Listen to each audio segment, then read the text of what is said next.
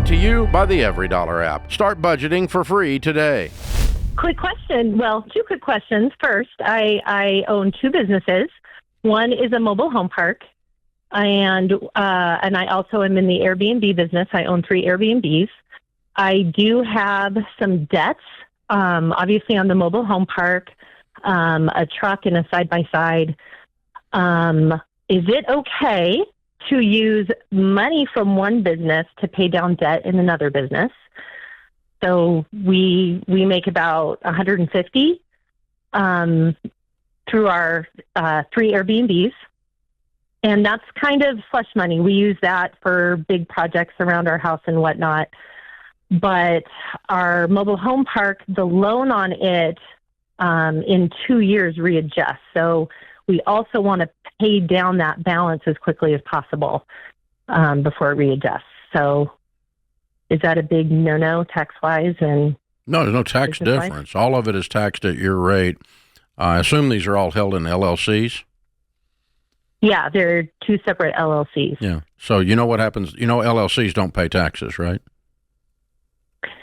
Yes. Whatever the profit is in the LLC lands on your personal return. That's where the taxes are paid. LLC, you file a tax return. You file a tax return on the LLC. You show the profit, but there's no tax paid. Then the profit then lands on your personal return, and that's where the tax is paid. So the point is, it's all your money. Sure. So you can move it around without any consequences whatsoever. You do whatever you want to do. Okay. It's your money. Perfect. Now, how much do you owe on the mobile homes park? The mobile home park, I owe about $650. Okay. And you made $150 clear on the Airbnbs. Are those mortgaged as well? No. Those houses that are Airbnb are paid for? Well, one is a guest house on our property. So, okay. I mean, it just kind of is absorbed into what we owe on our house. Gotcha. One is paid for. We just finished paying it off last year. Mm-hmm. And one has $40,000 left on it. Okay. All right. Well, pay the $40,000 off immediately. You probably got that in checking. We will in a few months. Yeah, be done with it. All right. Now, then you're making $150 on Airbnbs. What's the profit on the mobile home park? After bills are paid. After bills are paid, about $5,000. And now that includes we're reinvesting into the park and upgrading it. So sometimes we've got a slush of $5,000. Sometimes we use it all. $5,000 a month, or $60,000 a year. You're making nothing on this. Why? Why in the world you have a $650,000 mortgage on something that's only making $60,000? Oof. That's horrible. It's because we're putting. How much are you putting back into it? Well, 200, 300,000. It has. No. The thing ought to be cash flowing like a bandit. Yes. Mobile home parks print money. True. Now, it's not a big one. There's only 13 mobile homes, and it also has a 4-bedroom house on it.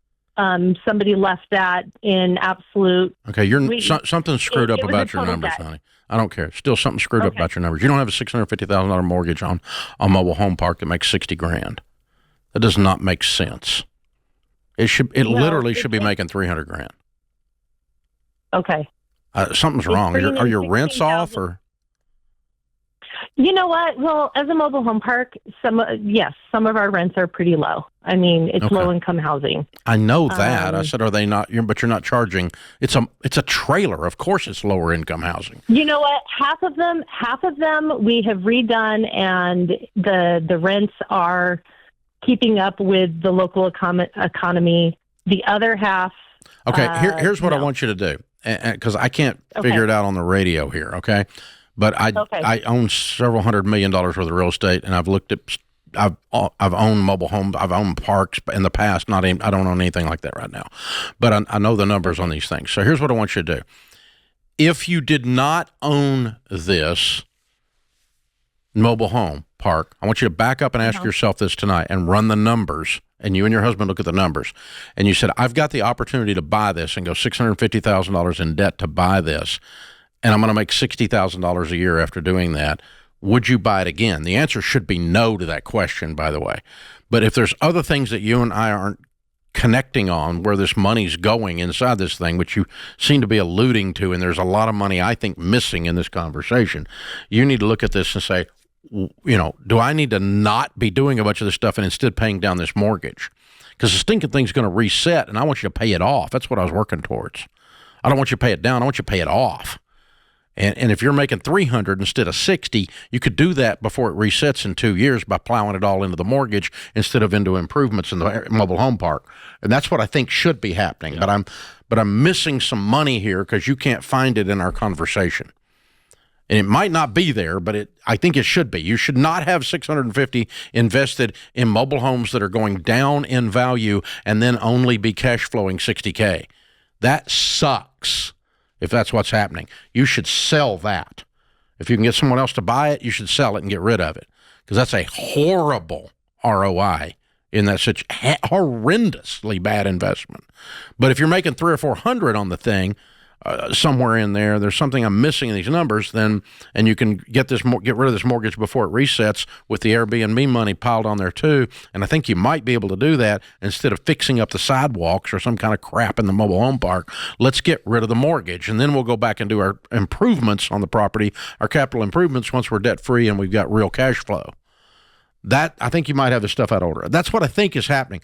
But if you really are $650,000 in debt on depreciating, losing value mobile homes, and you're only cash flowing 60, you got a really bad deal, and you need to get out of it if you can.